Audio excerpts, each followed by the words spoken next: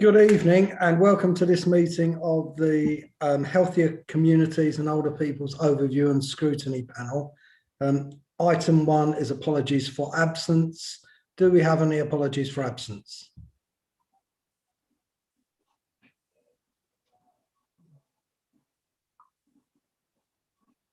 Stella? Chair, we have apologies from Councillor Mary Curtin. Okay, any substitutes? No. Okay. Item 2 is declarations of pecuniary interest. Are there any declarations? No. Okay. Item 3 are the minutes of the previous meeting. Are they agreed? I see a few people nodding. Okay, great. Item 4 is the impact of COVID-19 in Merton, and that's a verbal report from Dagmar, Director of Public Health. Dagmar. Good evening, everybody. Thank you, Chair. I have got a few slides to give you a brief overview. If you would like me to use them, Stella can. Yes, please. Yep. Thanks, Stella.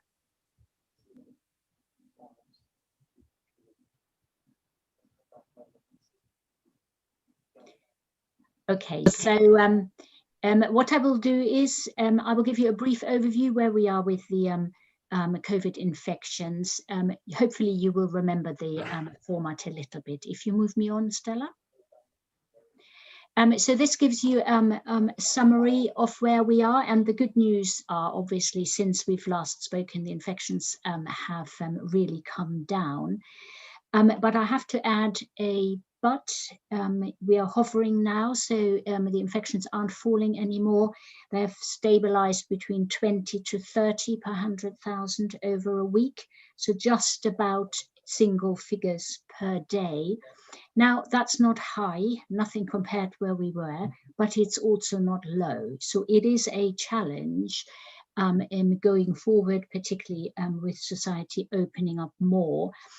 So I just wanted to put that into your consideration, that it's not, I couldn't say it's all completely safe. And there are the two challenges that people think with a baseline in where we are now. There is the risk of a potential other surge. You probably have heard and seen speculations in the media as well. So as a contingency, the possibility of another surge hasn't gone away. And obviously, that's why we have to be really careful. The other risk that is lurking around is the risk of the variants of concern. You have obviously heard again through the media that not very far from Merton in Lambeth and Wandsworth, we had quite significant outbreaks of the South African variant. So again, we are absolutely ready to respond if that should happen locally. If you move us on. This is just a London comparison. You will remember when the slides looked all dramatically in the red, or we even had to add what I called the bruises. We are now in much better territory across the whole of London, which is very encouraging. If you move us on. This is an important slide. We obviously have our NHS colleagues here. You will remember the impact on the NHS. It was one of our most important measures, how bad the epidemic was. And so good news is that the admissions to hospital have really tailed off. Now, what is significant though, and hence the issue around being guarded and another surge, is that the NHS has a lot of catch up to do, and you will hear about that surely a bit later.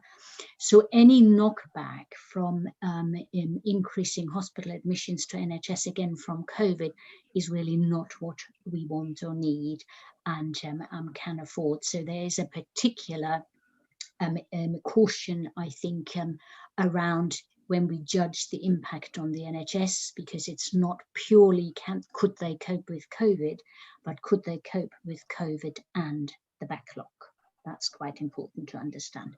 If you move us on.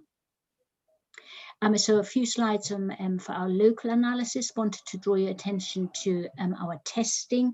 So a bit busy, but hopefully a helpful reference. In the left-hand upper corner, you will see our daily LFT tests. Just as a reminder, these are the fast tests that we use for asymptomatic testing.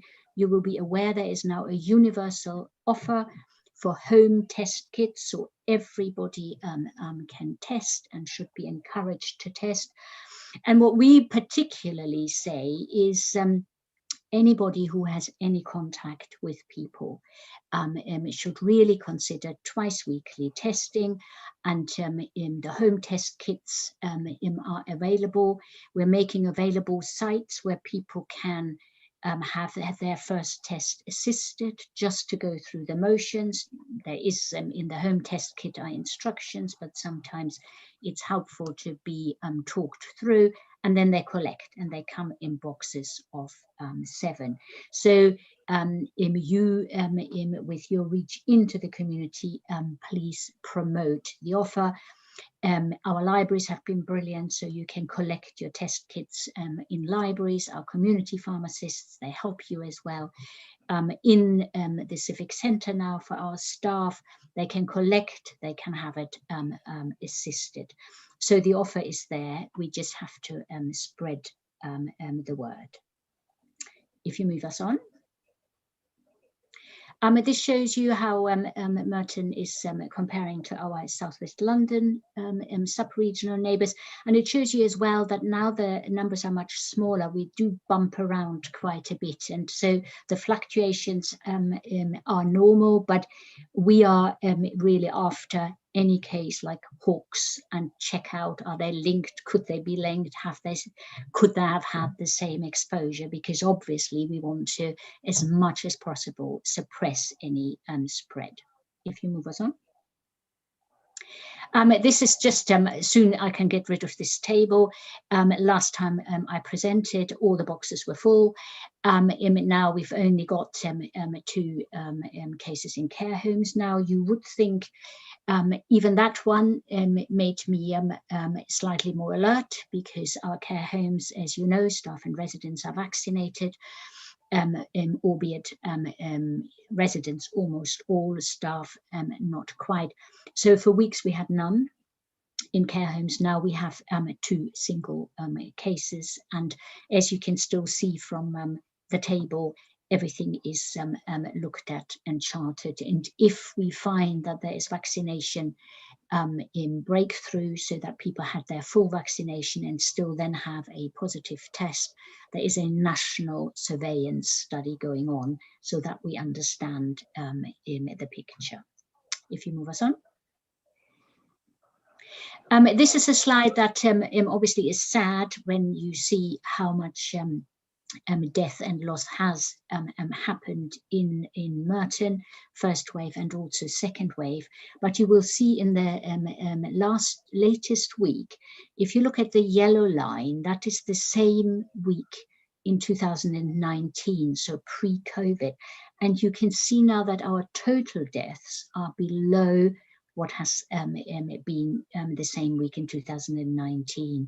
So we are truly over the horrific peak, and have a bit in a way of reprieve at the moment. That's a national picture. If you move us on.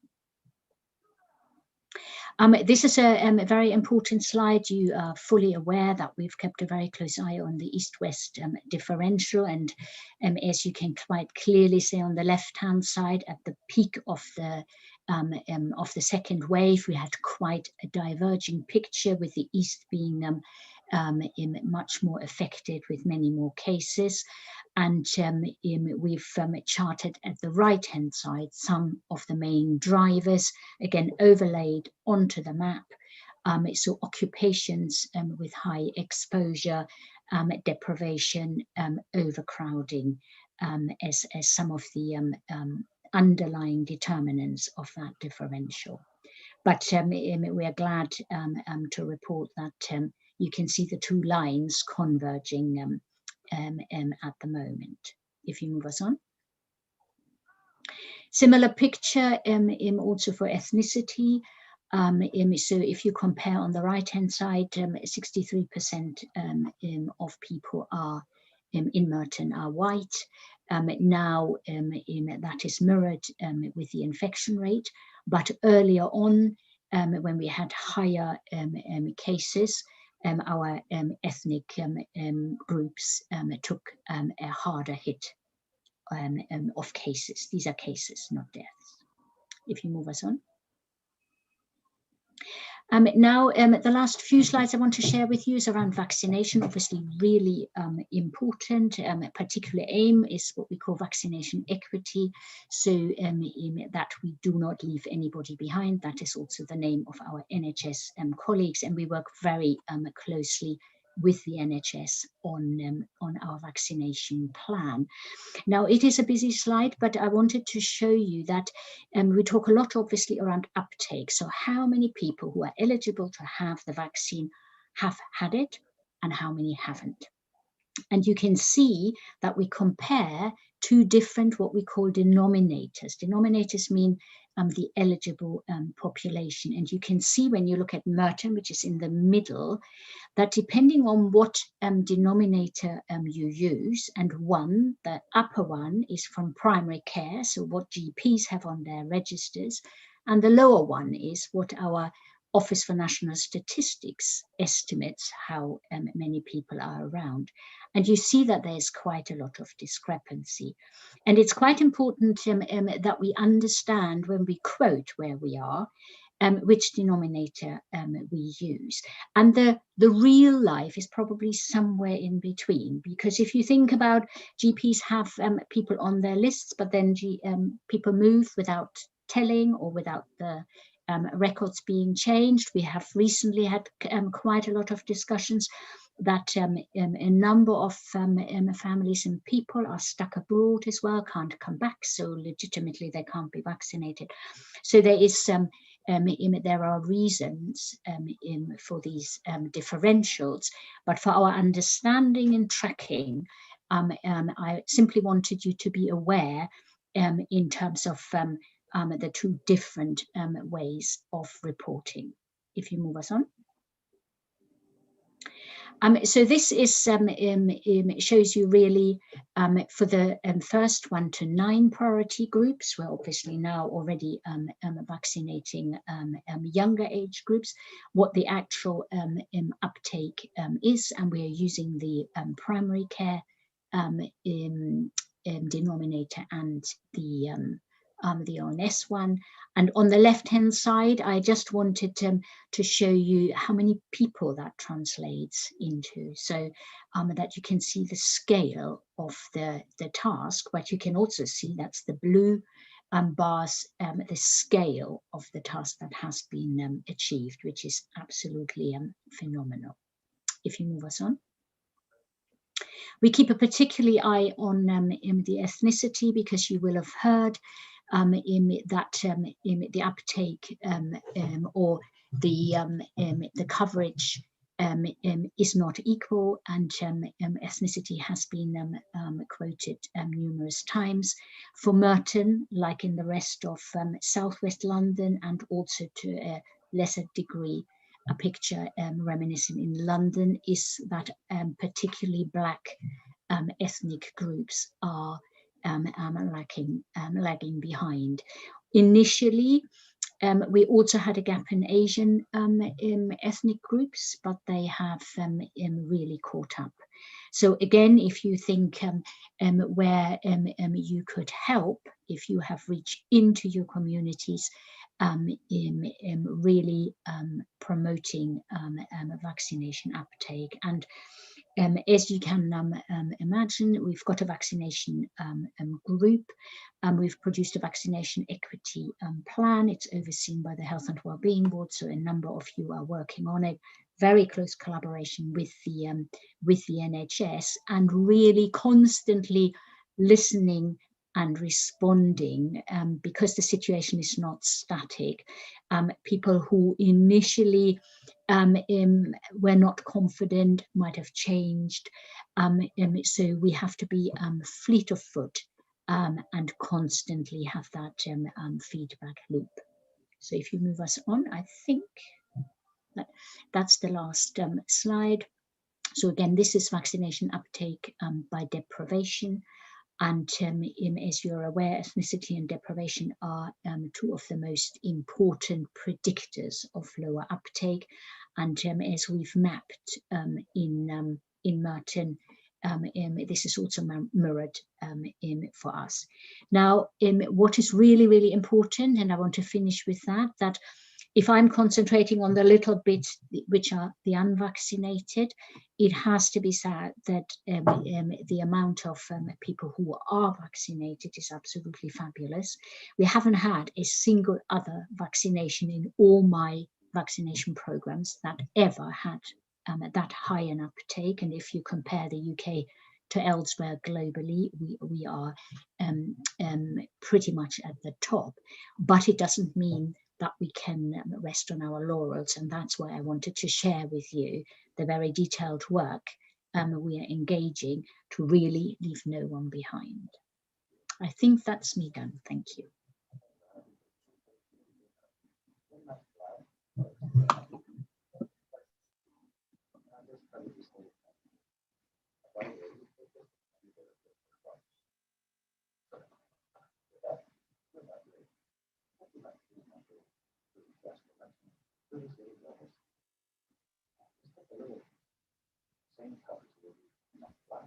Sorry, are there any questions to Dagmar?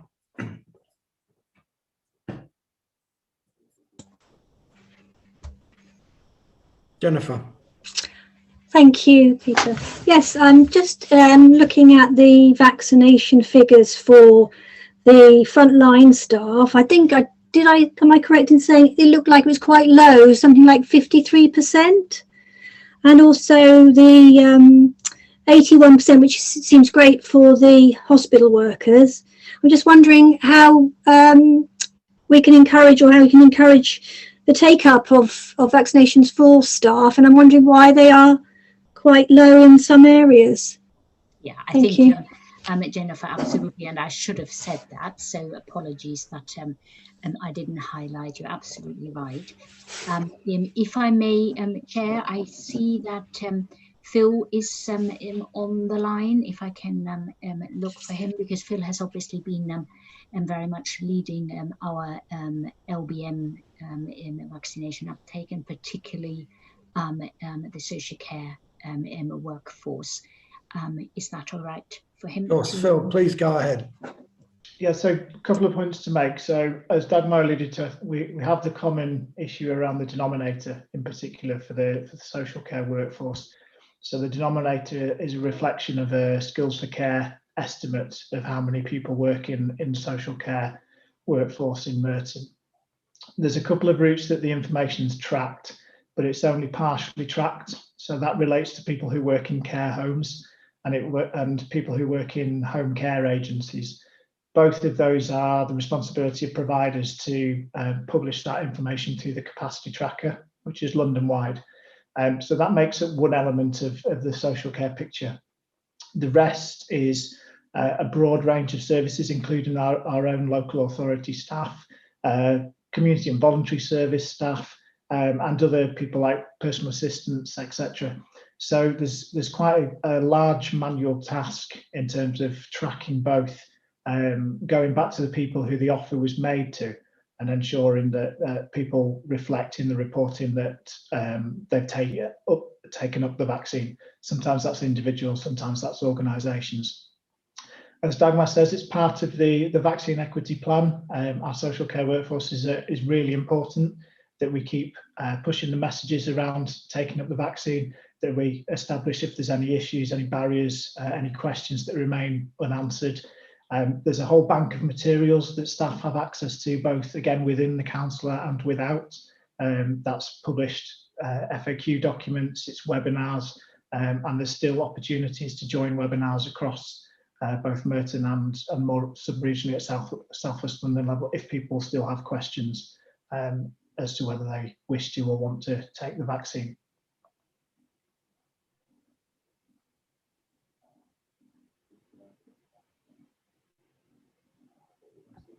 Are there any other questions? Nigel.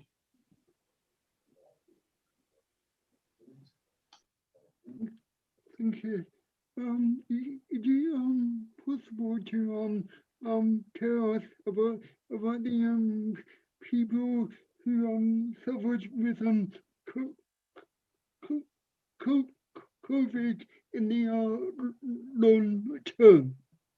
In the long term, and what are you doing in Merton in terms of giving them help and support?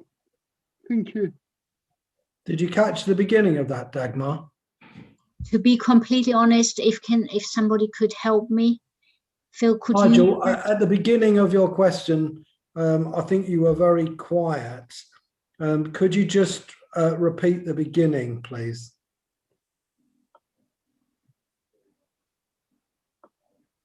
Sorry. Can you hear me now? Yes. Right. I mean, talking about the people who are suffering with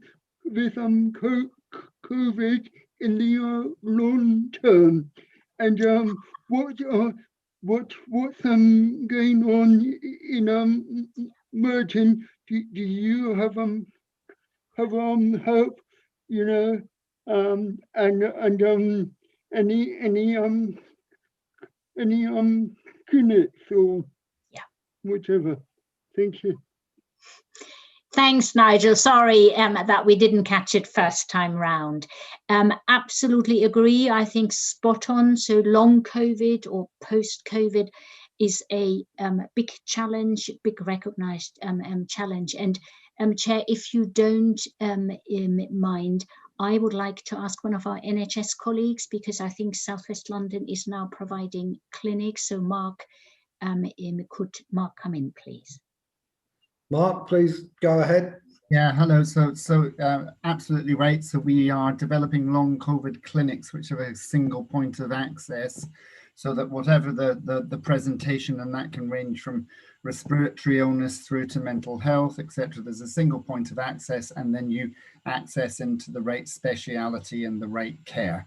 What I don't want people to think of is, because we're developing the single point of access, that services aren't already dealing with long COVID. They very much are. But actually what we're trying to do is kind of systemize the approach to long COVID.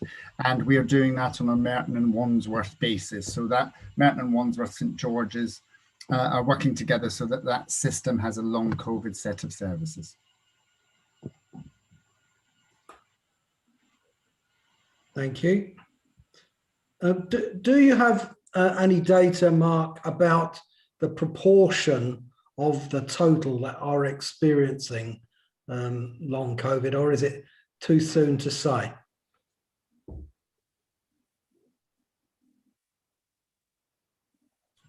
Sorry, my mute button seems to be a bit sticky today. I think it's probably a little bit too soon to say. I think we're still seeing different presentations, and actually the longer the kind of the illness goes on, those presentations may well change. So I would be, I'd rather not sort of hazard guesses at numbers. I think probably what we could do is have a look at that question specifically and perhaps report back at the next meeting. Any other questions to Dagmar? I've got one, but I'll give everyone else an opportunity first. Okay, well, in that case, Dagmar, I think on your first slide, am I right in thinking that you said that the 100% of the Merton cases are of the new variant? It wasn't clear which new variant we're talking about. Are we talking about Kent, South Africa? You know, please enlighten us. Well spotted. I also saw it and was confused. We don't normally call it like that. I think, to be fair to my team, they have taken it because I think Public Health England has now is renaming. So it is what we normally understand as the Kent variant. And again, it is not completely precise, because you could push me now and say, excellent, in a way, if we have 100% Kent, there's no space for any other. Yeah, that isn't quite the case, but there is some truth to it. That in a way we think the variants of concern, South African, Brazilian, haven't really taken foot yet, touch wood, please all do it, because the Kent variant, our own homegrown variant, is so transmissible that others of concern need to be really outwitting our own, and because ours is so transmissible, that is tricky. But you're absolutely right, that's the Kent variant. Thank you. Any other questions from members? Okay, well, can I thank you, Dagmar, and as we've done on previous occasions, thank your team, and thank all of those who've been involved in this Herculean effort, and please convey that message back to them. We really do appreciate the work that's been done over the last 12 months now. So that concludes item 4. Item 5 is an update from the South West London Mental Health Trust, and I believe Vanessa Ford is here to present that.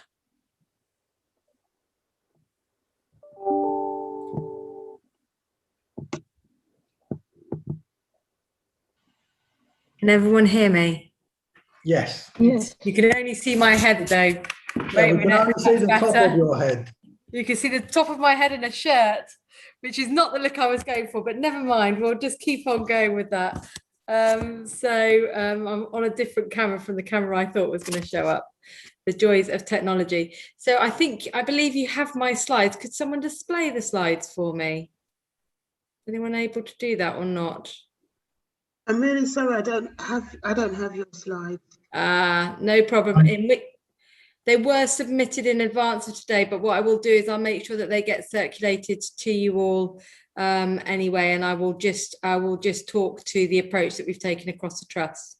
Are you able to share them on your screen, Vanessa, or is that I may well be able to. Wait a minute, that could be a step too far, but I shall try. Share my screen. Vanessa. There we go. It's Mark here. Oh, you're doing it. Am I doing it? You are. Have you got a presentation in front of you? We have. Yeah. we have? I can't believe this. It's all working seamlessly. Shh, Right. don't speak too soon. Okay, here we go. So, wait a minute. I might have done too soon. Okay, so the next slide is. So responding to COVID, so just to give you an update, we continue to provide all our services through the second wave of the pandemic. We did it with a blended model, so we shared very much face-to-face, phone and virtual consultations.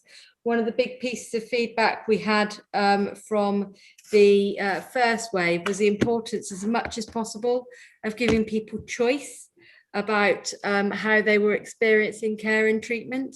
And so we gave them options around how we did that. The other aspect was with public health colleagues, we also worked very closely thinking about where those who were digitally excluded could access mental health services, not least because if you're vulnerable, it becomes even more difficult potentially to sometimes speak in family homes, particularly for children and young people. Actually, that's an area where they like digital as an option, but don't always have the confidence in their own homes. We've invested in digital throughout that period, and we're one of the second highest users of mental health services of Attend Anywhere. Those of you who used it, some people will love it, some people don't like it, but we're working increasingly with the feedback that it brings. The one area where we've received consistent good feedback is around the Orchid Emergency Service. So this was the mental health emergency department that was set up at Springfield Hospital and took patients from the acute hospitals and ensured that they were treated in a mental health environment during the pandemic to save people being presented directly to A&E. That service is now going to evolve into a new mental health hub, which I will cover in a moment. And any of you who are a Stacey Dooley fan, I make no bars here, but we were part of a BBC documentary that Stacey ran in light of the pandemic, and that was important in terms of breaking down stigma and helping people to understand how the pandemic had affected different peoples. We continued to facilitate visitors at all times during COVID and in a secure way. The only time when we prevented that was when we had positive cases on a ward, and we have wellbeing and support available to all our staff on a 24/7 basis, as well as extending the 24/7 crisis lines for patients of all ages, both working age and, well, all ages. We have a particular service, a particular support line for our CAM service. So the next slide, in terms of recovering our services, broadly speaking, our demand for services is back at pre-pandemic levels, although we're seeing an increased referral rate through our acute and urgent line and our CAMS, child and adolescent mental health services. Any of you who will have been listening to the media will have seen the concern that the pandemic has raised on children's health in particular, and in particular those with eating disorders. And we are certainly seeing that come through, and our CAM services are now up at pre-pandemic levels. So we've exceeded pre-pandemic levels. We've built on what we've learned, so we're going to continue to offer choice wherever possible, including face-to-face and digital services. Vanessa, sorry to interrupt. Are you on slide 3 now?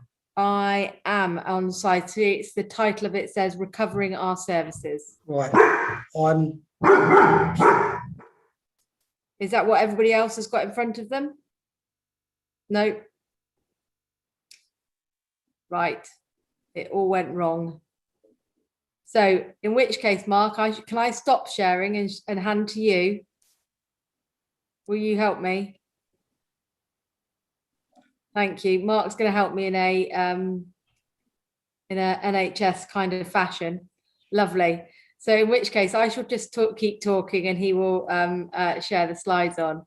So with our community services, we're aware of the impact of the pandemic on waiting times, particularly access to some of our psychological therapies, and we continue to very closely monitor those. We've had some reduction in waiting times during the pandemic because we managed people in a slightly different way, but that's something that we're working through. The other big area which I mentioned in the beginning was the change in connection to our crisis service. So I mentioned the Orchid mental health emergency service. We're now setting up Coral, which is a mental health crisis hub, which will bring together our street triage services, our London ambulance cars, our 24/7 support line, and the mental health ED, and will allow a mobile response to go out to people in the community. So hopefully preventing people ever having to come into a institutionalized environment in the first place, so that people can be seen in their own homes or where they feel safest to be seen. So we're really excited about that. It is going to create a culture change. And the other area which is key to focus on is ensuring that those with severe and enduring mental illness receive their full physical health checks. We're very aware that people's physical health care, particularly those with SMI, has been adversely affected during COVID, and it's really important that those checks are completed.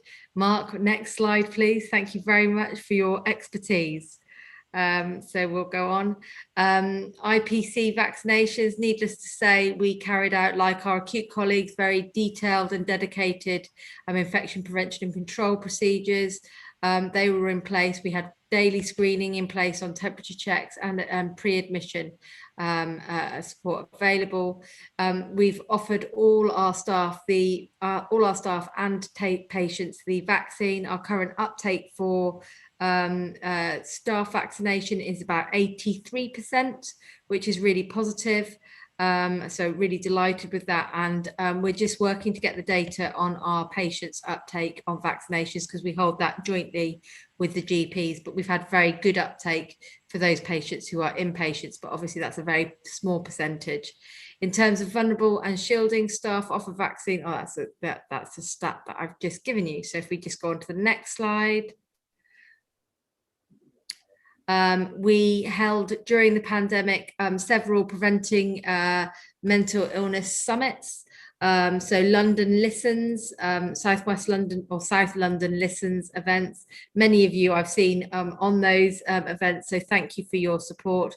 But we've got a clear set of actions that we'll be taking in partnership with those, and those action plans are now moving on into actually hard actions that will be taken by the community, but really clear that we need to be very thoughtful as a community, that we don't pathologize people's experience of mental health during this time.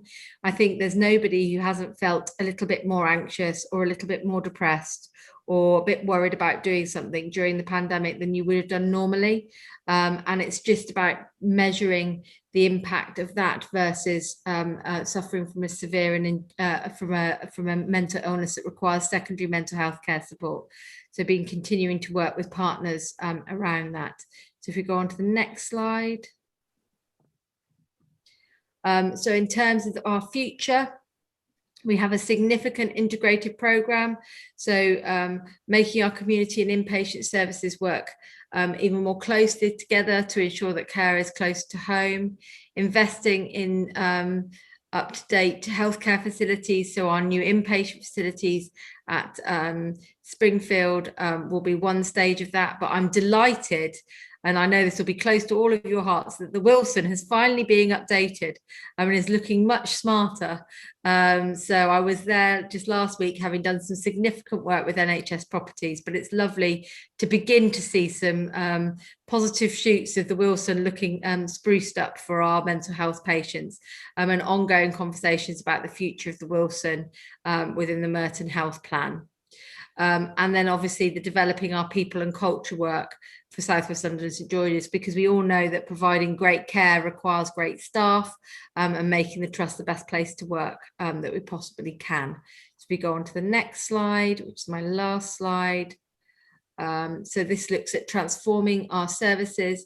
So again, you may well have heard in the media, mental health services are one of the few areas within the NHS that are getting a significant investment.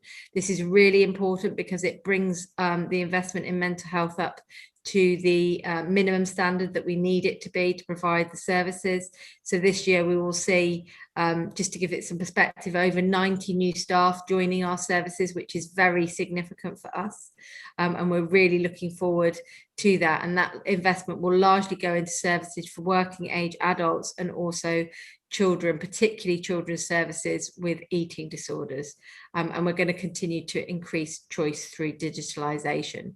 So there is a full paper that supports this presentation, which I believe is circulated in advance. If it's not, my apologies, and I will ensure that I give you a copy, and I'm happy to answer any questions. Thank you, Vanessa. Are there any questions from members?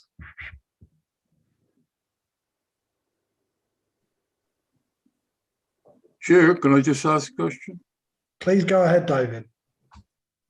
I'm on the slide, the slide that you talked about, the Wilson. I didn't actually, maybe I didn't see it. I didn't see the Wilson actually mentioned on it. No. Is it that I missed? Yeah. No, the Wilson wasn't mentioned because the Wilson doesn't form part of our large community estates modernisation programme as part of the Springfield estate. I mentioned the Wilson because it was a positive news story. I voiced over that because actually I felt it was important for Merton to recognise that we have done work on the Wilson estate, but it is for Merton and for this health, well, partly for the Health and Scrutiny Committee and the Health and Wellbeing Board to decide where we go next with the Wilson. But for now, mental health services will continue and are very happy to continue to provide healthcare from the Wilson estate. Thank you for that. Any other questions to Vanessa?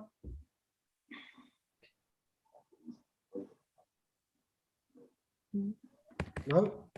Well, in that case, can we thank you, Vanessa, for overcoming the problems? Can we thank Mark for working in partnership with you to help deliver your presentation? Absolutely. And, we can now move on to item 6, which is an update from the CCG.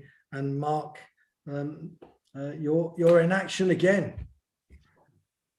Can you hear me all well? Yes. Okay, so if I do, we incorporated Vanessa's slides into our own slide deck. So if you just bear with me whilst I go back to the beginning of our slide deck, if that allows me to do that. And apologies, it seems to be playing up.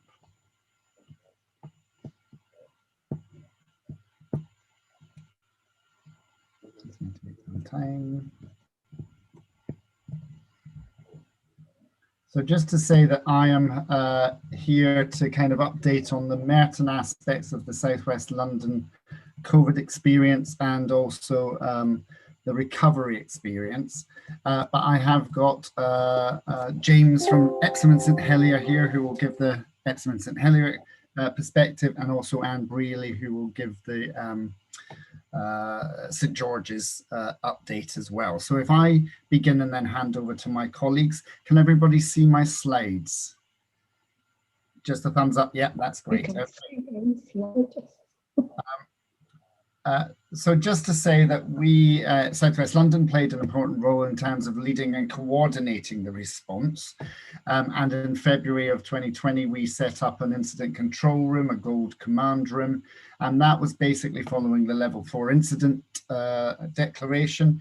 But also that was 7 days a week, pretty much 24 hours a day. And that is now continuing, but it's being stood down and modified slightly.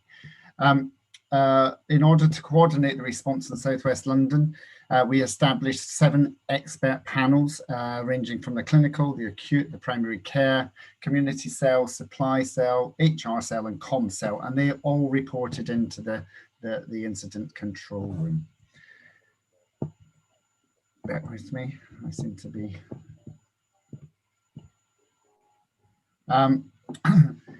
we were able to identify how quickly the virus was spreading, but we had to make temporary changes to services to make sure that we were not only protecting staff, but actually protecting patients as well. We focused on shifting away from face-to-face and actually then moving to a more sort of digital and remote consultation model. But also a risk-based approach to things like diagnostics, basically following national and regional standards to ensure the safety of patients. Decisions on these changes were made through the ICS and overseen by our senior clinicians and communicated to our stakeholders as quickly as we could. We did write to the Southwest London OSCs and other stakeholders, just explaining what the rationale behind the emergency service changes were. And responding to the first wave, primary care, my primary care colleagues would be at great lengths to tell me to remind people that primary care didn't stop. It changed. It basically changed to a kind of remote operating model, telephone consultations, video consultations, and we did invest quite heavily within Southwest London and in Merton to make sure that that was a reality for our patients. We also aimed to keep the high-risk patients out of hospital as much as possible, and therefore accessing video conferencing into care homes. We set up the London Palliative Care Task and Finish group around hospices, and really making sure that vulnerable members in the community and their families were provided with the right support to avoid hospital admission. I should say we always did this with our borough colleagues. It was a real partnership approach. It wasn't just the NHS.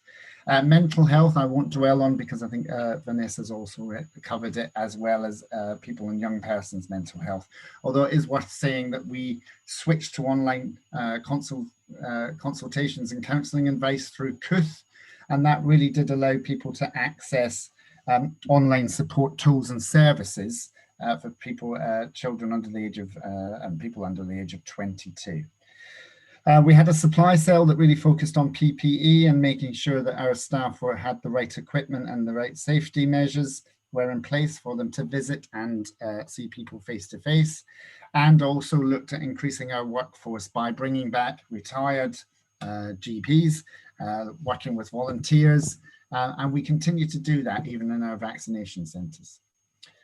As we moved into recovery of the second wave, we have on the slide, there is a structure chart of some of the areas that the recovery programs are in, and they report into the South West London Recovery Board. Those 8 programs will continue and do continue as to such point as we need to change them moving forward. In addition to focusing on the needs in the hospitals and primary care to restart safely, but we basically needed to make sure that people who were not seeking health advice in the first wave were actually beginning to access health services normally and as much as possible. And there was a big campaign around the NHS is open. We really did need to have to emphasize the fact that people should continue to use emergency services and consult with their GP practices as normal. Recovery, and Anne and James will pick up this more, I'm sure. We developed 15 elective recovery clinical networks led by primary and secondary care clinicians. These were about restarting elective operations and treatments, but enabling our hospitals to work together to manage those patients who had been put on hold, but prioritizing those that most urgently needed care.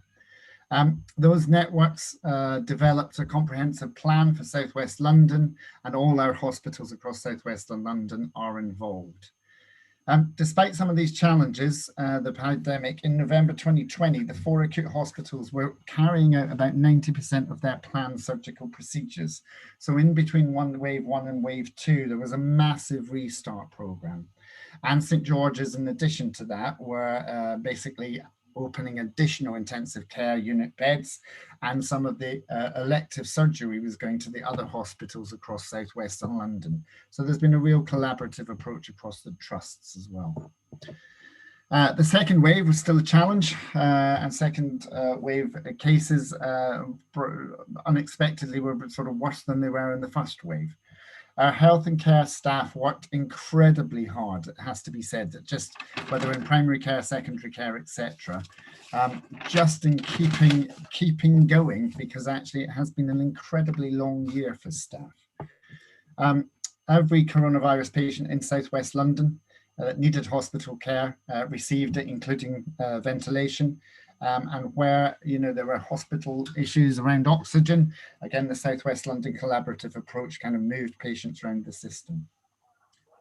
We've had to innovate and collaborate, and what we're now currently doing is actually evaluating what was really good in terms of the changes that were made in the ways that we work together, and trying to keep hold of that.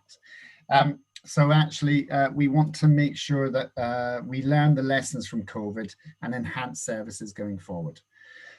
Since December, we've also been delivering the vaccination program and basically delivering sort of 811,000 vaccinations across South West London and nearly 609,000 first doses. In Merton particularly, we have developed something called the virtual ward, and again, we've done that with our local authority colleagues and also our hospital trusts. And this is basically a discharge to assess. People are discharged into this multidisciplinary virtual ward and basically brought home with a higher level of acuity than they would have had previously, but with the right medical, community and primary care support to enable them to stay at home. That service usually lasts for about 2 weeks, and then the person is transferred back to kind of business as usual community services. Some of the outcomes that we have achieved through that model is actually saved on bed days. People are back home much quicker. Multidisciplinary teams, it's been really quite inspiring to see how people from different sectors have worked together.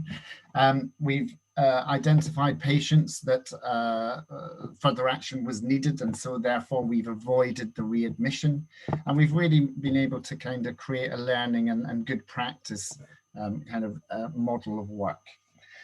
TADS, you will know about TADS, the Temporary Alternative Discharge Destination, again a joint piece of work with the local authority, and Merton really was at the forefront of this. So actually in terms of in Southwest London, Link House and Sutton Court's supported by Merton GPs, and they provided additional beds that basically allowed people with COVID to be discharged into a safe environment, get the right care there without going back to their care home or indeed going back to their own home and risking themselves and others in terms of infection. The COVID vaccination programme, obviously Dagmar's talked about some of the high numbers, just to say that our local federation and primary care colleagues worked at are still working with the Wilson and the Nelson. We focused on cohorts 1 to 9 through December to April, and then moving into phase 2 now. We've got 2 larger mass vaccination sites at Centre Court and AFC Wimbledon, and we also are trying to make the Wilson into the East vaccination site, because actually it is seeing large numbers at the Wilson, so we are hoping to develop that and get it onto the national booking system relatively shortly. We've got a programme of communication and engagement across the borough, and that's working with 46 voluntary organisations, leaders, faith leaders, etc., to basically try to address any barriers to access and any barriers to picking up the vaccination. I won't go into the data because I think Dagmar's already covered most of it, but it's just to say that in terms of there's data there around the distinct patients, around 67,000. In terms of the percentage vaccination is first is 76, and then the second vaccination is 16%, and that breaks down, we now have it broken down by geography and ward and cohort as well. We need to focus on particular areas, particularly communities of deprivation, Guyanan, Gypsy, Roman, Traveller populations, Polish populations, and focus on wards such as Lavender Field, St Helier. So that is an ongoing piece of work that we are doing with the local authority, with Phil, with Dagmar around the equity plan, really to make sure that we are, I think the word is now called micro-delivering. So we're really getting into the communities, the streets and the individuals and trying to address their barriers to access.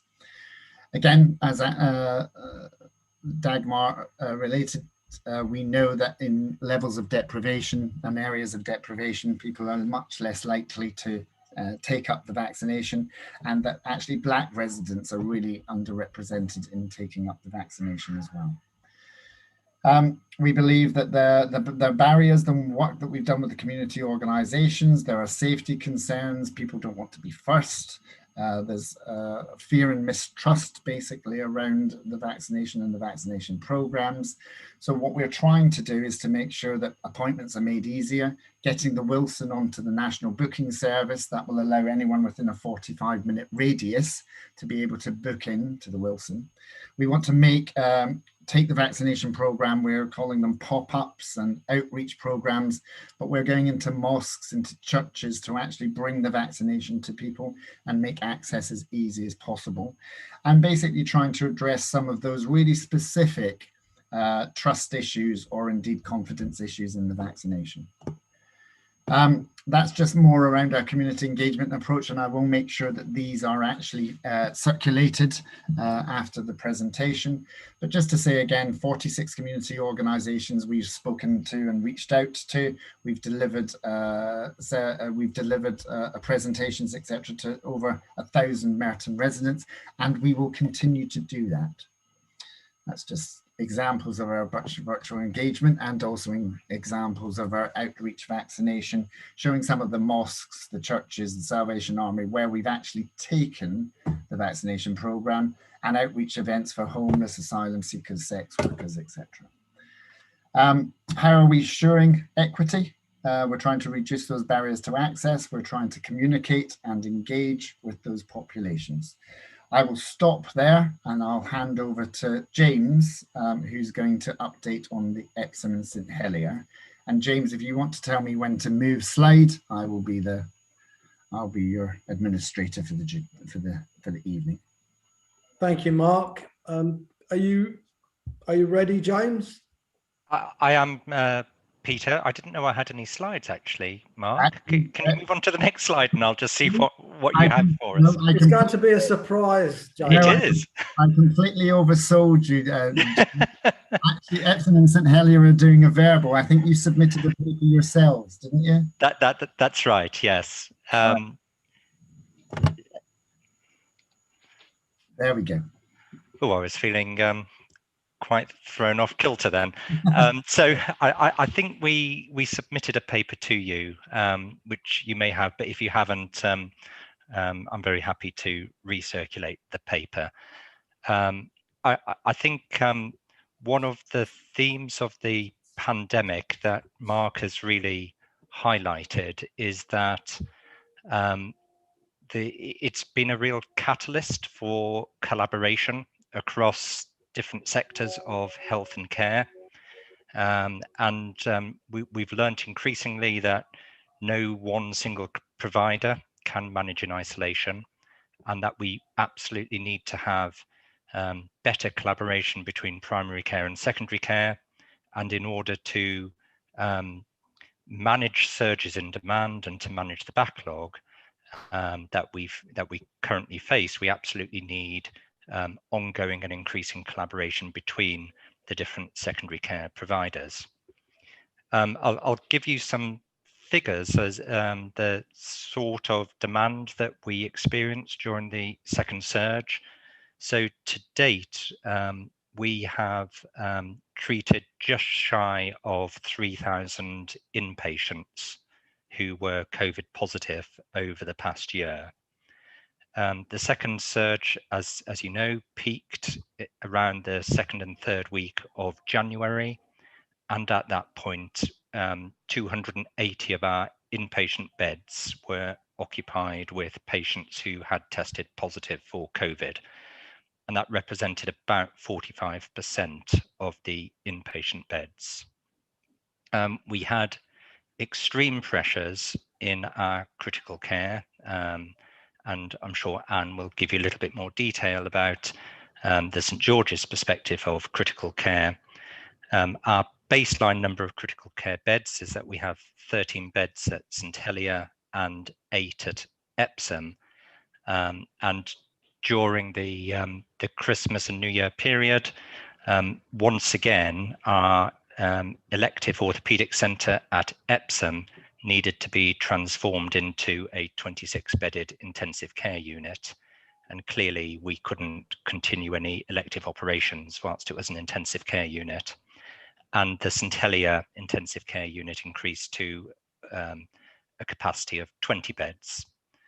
On top of that, we had many sick patients on the general medical wards, and we provided a mini intensive care environment for patients who needed something called non-invasive ventilation. So it's a very tight facing mask that allows the delivery of high flows of oxygen.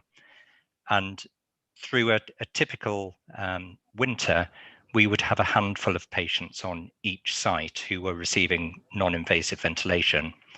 But during the peak in the middle of January, we converted 2 20-bedded wards dedicated to delivering non-invasive ventilation.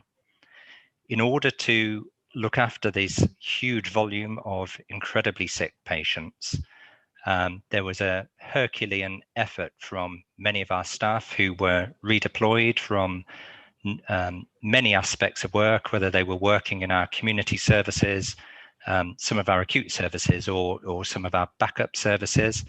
And we also received some support from nurses at the Royal Marsden Hospital to help our intensive care. We also needed to backfill a large number of staff who weren't able to work in a clinically facing area.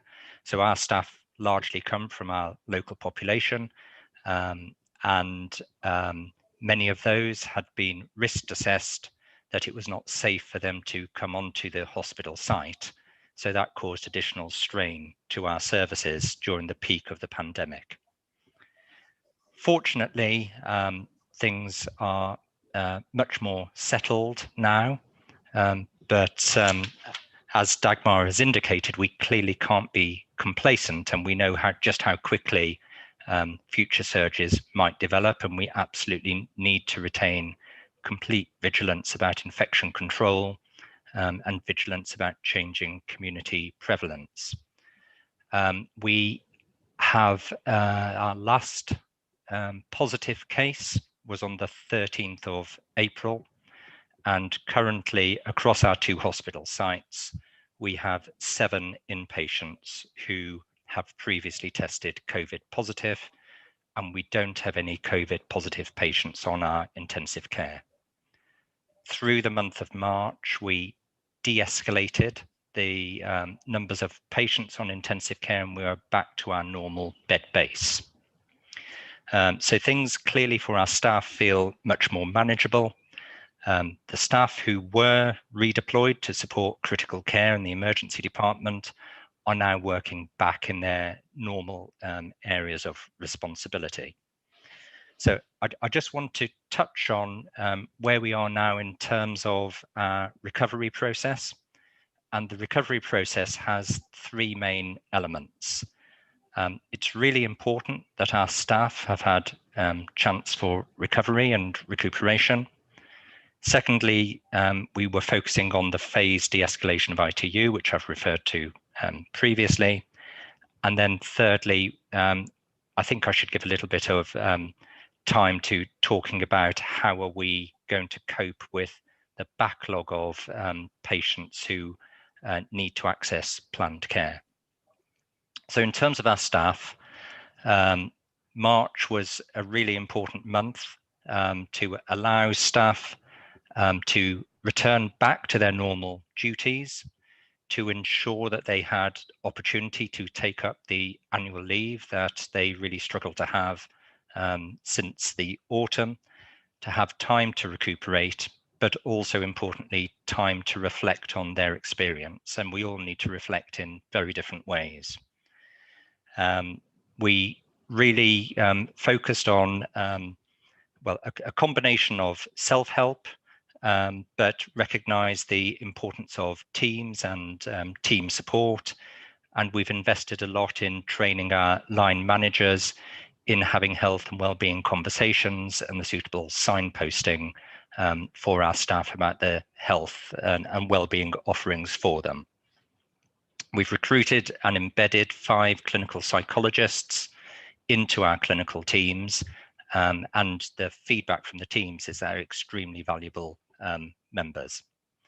And then finally, for each team, we've had executive and senior manager led recognition events to show that the recognition of the extraordinary effort that our staff have gone through, but also allowed staff to share their experiences with one another and the senior management team.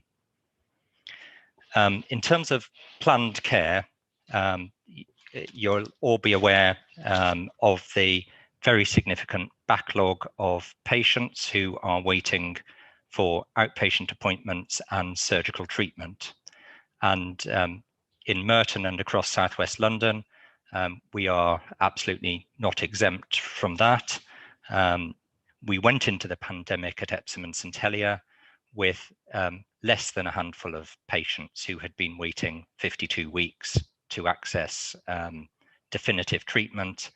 And now we unfortunately have 506 patients on our outpatient waiting list who've been waiting more than a year for definitive treatment, and just short of 300 patients who are waiting for surgery, having been waiting on a waiting list for a year. So we're absolutely aware of the impact on all of these patients. And it's really important that we work collaboratively across South West London with our colleagues to work through how we can firstly ensure that we clinically prioritise these patients so that those in the most urgent need get access to treatment or suitable advice whilst they're waiting for definitive treatment, and that we work with our colleagues to use every bit of capacity that we have in South West London and provide mutual aid to each other. Of the 5 sectors in London, South West London is in a better position, but as I've indicated, we still do have very significant waiting lists.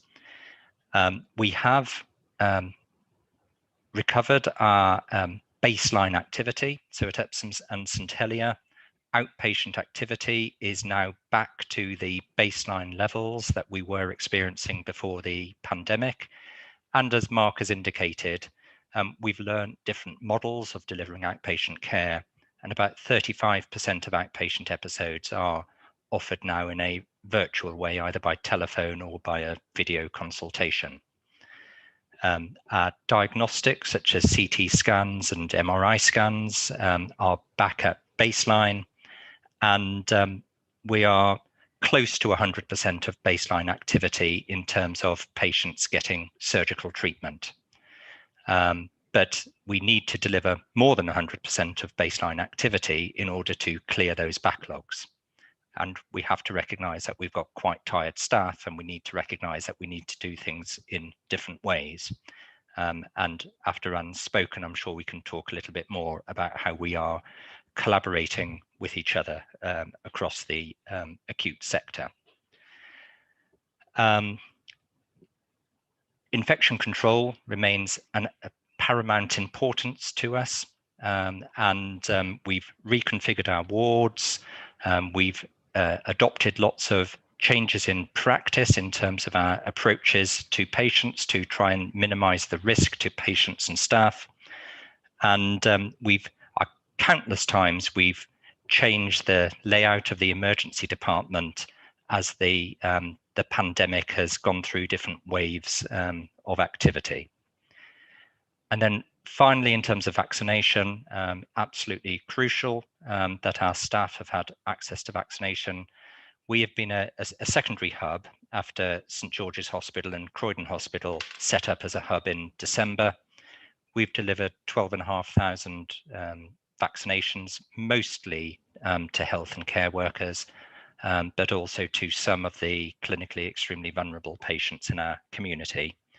Our current staff vaccination rate is that 81% of our staff have received a first dose. As Mark and Dagmar have shared with you, the uptake has been lower in certain ethnic minority groups. The 75% of ethnic minority members of staff have received their first dose, but it does mask slight differences in different groups, and Black Caribbean and Black African members of staff have had a lower uptake, despite our efforts to increase their confidence in the vaccine. But it's really important that we continue to offer the vaccine and to deal with any potential concerns to increase the confidence of members of staff to access the vaccine. So I think I'll pause at that point, and I don't know if Anne is next to talk about the St George's experience, and perhaps we can talk about how we've collaborated together in support of recovery. And are you ready to, I mean, I'm conscious that in going through the last 3 speakers, we've not given members an opportunity to respond to questions, but we can do that at the end. So, Anne, would you like to take over from James and tell us about the experience of St George's? Is that right? Yes, absolutely. Can I just check that people can hear me clearly? Excellent. So, hello. Thank you very much for inviting me to ask today. I'm Anne Briley. I'm the Chief Operating Officer at St George's Hospital in Tooting. Just wanted to draw your attention to this as one of the national posters, encouraging people to stay at home and to maintain social distancing, washing their hands. That's actually one of the ITU nurses that are featured in that national campaign. So I just wanted to show you that. But if you wouldn't mind, Mark, please moving on. James has covered almost everything that I was planning on saying. So you'll be relieved to hear I will be a little bit quicker and just give you the George's perspective. Because both Mark and Vanessa and James have highlighted, this has absolutely been a collaborative effort. And so much of what I have to say is very similar to what James has said. So in terms of the COVID position, I've just given you the numbers here of COVID admissions from the 1st of December through until Friday, so the so-called second surge. And during that time, we have admitted just over 1,600 patients into our general and acute beds. And I think it's 508 patients into our ITU. There's a little bit of double counting there. But because we were a hub in George's for South West London and in fact other parts of London too, then we did admit approximately 40% of our COVID positive patients straight into ITU. And I think that's kind of one of the material differences as to the impact that had at George's. Normally we would run at 66 ITU beds, and we got up to 127 ITU beds, which is a phenomenal shift. And to do that, we needed to redeploy around 300 registered nurses, typically from the wards, to help us with that effort. So, as James says, a Herculean effort from staff across the organisation.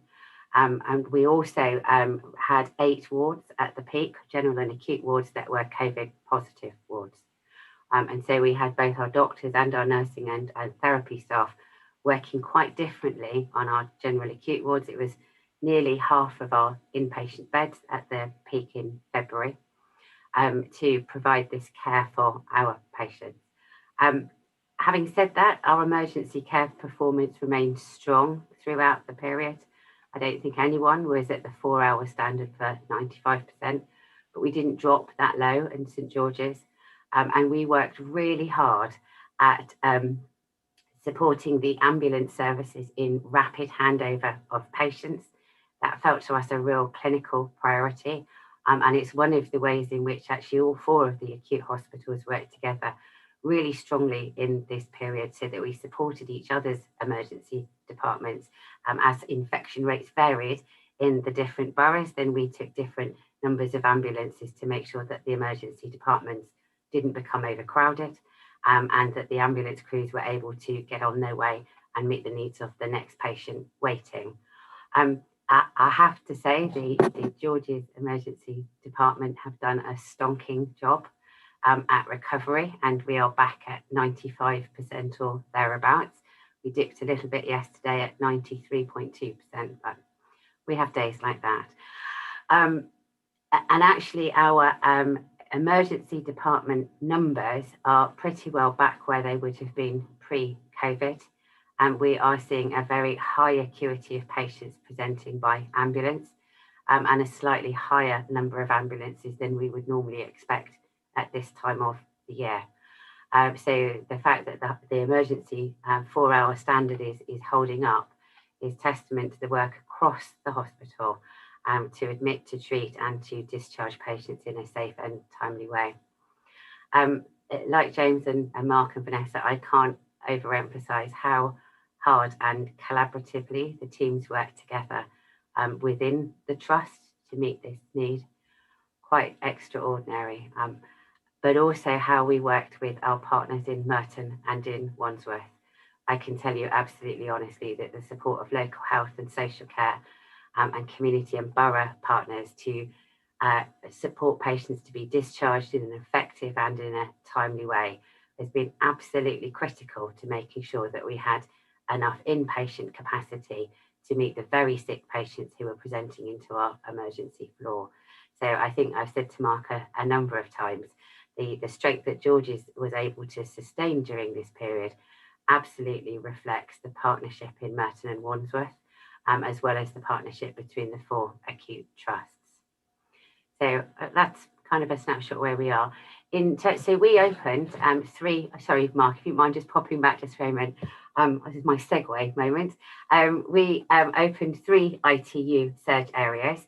We continued to take patients into ITU from areas elsewhere in London and just beyond, whose ITU were really, really under pressure. And so therefore our recovery has been much slower than for Epsom and St Helier colleagues.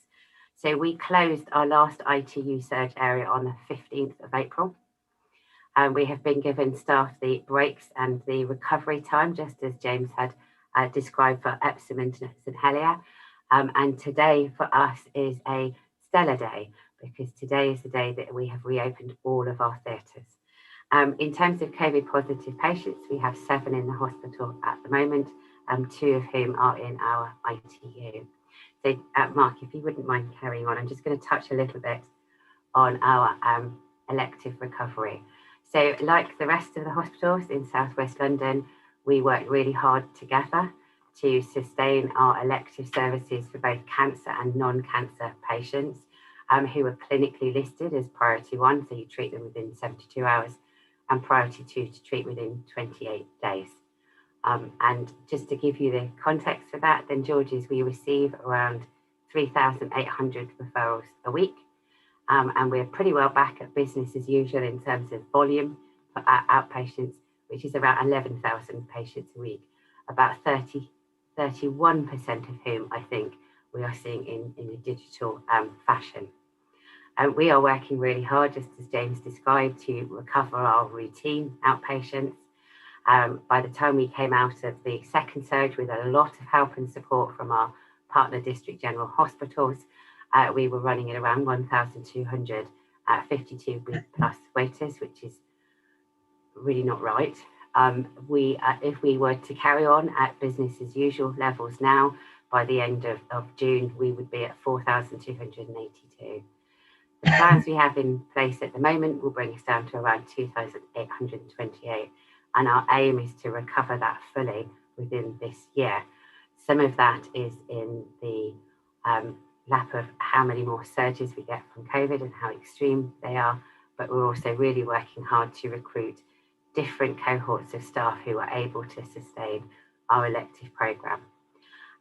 As part of South West London, we have commissioned a 4 modular day theatres to be installed at the Queen Mary site at Roehampton. They will be up and running during May, and that will support all 4 hospitals in South West London in recovering our elective, our routine surgery backlog. And I think really then just to touch on the bit that James has already said, that it is a collaborative and a collective effort, that we are looking at this across the clinical networks and understanding which are the patients with the highest clinical needs, and where there is variance in waiting times between different boroughs, to make sure that we meet the needs of all of our residents equitably. I don't have a great deal more to say because I think James said it superbly. So maybe this is the moment to stop.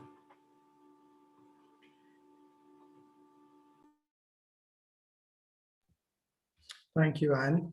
So are there any questions to Mark, to James, or to Anne?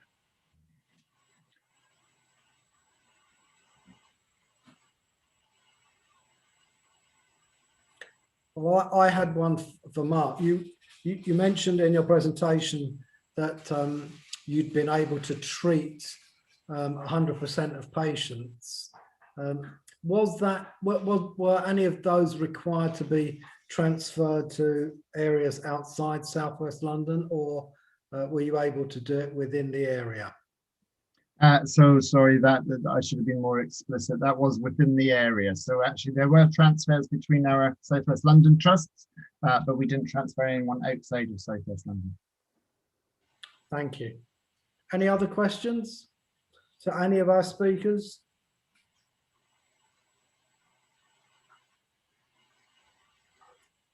Well, I mean, I think on behalf of the committee and the local community, I would like to express our thanks to you and your staff for the extraordinary efforts that you've made in order to keep people as well and healthy as they possibly could be in these extraordinary circumstances. And you mentioned that there were events that senior managers had thanked the staff. I hope you will, next time you have the opportunity, pass on the thanks of the entire local community for all that you've done. The effort is very much appreciated, and you know, like many others, I was out clapping and banging pots and pans, and I'd imagine that that could be heard at many of our local hospitals. But we are very, very grateful, and I really hope you'll have the opportunity to pass that on. Okay. Well, can we move on in that case to item 7, and that is topic suggestions for 2021-22 work programme. Stella, do you have any guidance to offer members on that? Chair, just to say at this time of the year, we are continued with our usual process of gathering suggestions from residents, local community groups about sort of topics that they would like the panel to look at over in the new municipal year. So this is just the first opportunity for panel members to put forward some suggestions, which will be pulled together into a long list, which will be considered at the topic workshops in June, where panel members will whittle it down to a short list and begin to develop a new work programme. So if you just throw out ideas, I'll just take them down and sort of try to develop them into a topic that you might find useful to consider. Okay. So do members have any ideas that they would like us to consider? I think many of us have been focused on what we've been discussing this evening, and so that you know, but let's hear ideas anyway.